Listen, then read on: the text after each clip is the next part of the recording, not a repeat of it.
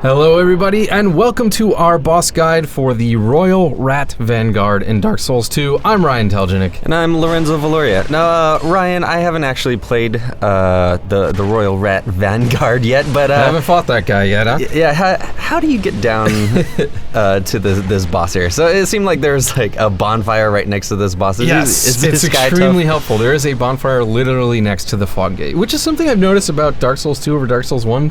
The bonfire placement seem to be a bit more forgiving, which, you know, I'm actually pretty okay with, because all that really does is reduce the time you have to spend running from a bonfire to a boss fight. It does not necessarily mean the boss fights are any easier, it just means you have to waste less time actually fighting them. So this boss is located in the gutter, which is a spot you'll get from, so you remember in Majula there's that giant pit? Yeah. And there's also that cat merchant right next to it. The cat sells the silver cat ring, which reduces falling damage. And what you can do, so long as you have, I think, at least 18 of, is it endurance that increases your health? Yeah, I think that, maybe. I can't remember. Whatever stat, no, not endurance. Whatever stat it is that increases your HP. If you have around 18 or so, I think you can survive the fall with that ring equipped. Okay. And you just follow that down, and eventually you'll get to these guys. Now, when you first walk into this room, you're not even going to know that you're fighting a boss. It's just like, it feels like a trap room, because all these rats start pouring through. And if you get attacked a bunch unprotected, you're going to start bleeding, which is really bad. So keep the shield up, assuming you're using a shield. Also, please come into this place with some poison moss, because the boss himself, which you'll see I was just hitting right there, can poison you.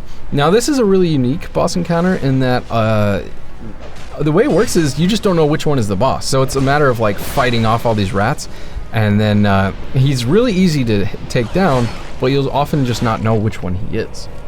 Looking forward to coming into this giant ass room full of rats? Yeah, full of giant rats. Look at I'm about to die.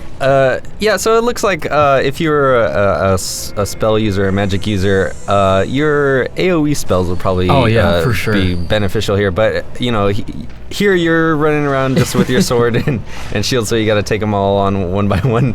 I accidentally pulled out my bow. What an embarrassment! But no, it's very, so only the boss himself can poison you, but he'll poison you full on in one hit if you're not using your shield. And so it's really just when you first walk into the room, kill as much rats as you can.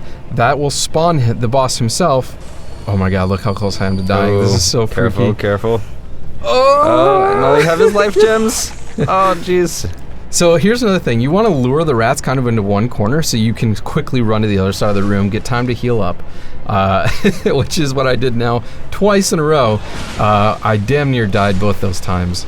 Yeah, and it looks like this room is pretty big too, so you could really just sprint across the room and try to heal up. One danger you can run into is accidentally leading them all into one corner and getting stuck, so don't do that.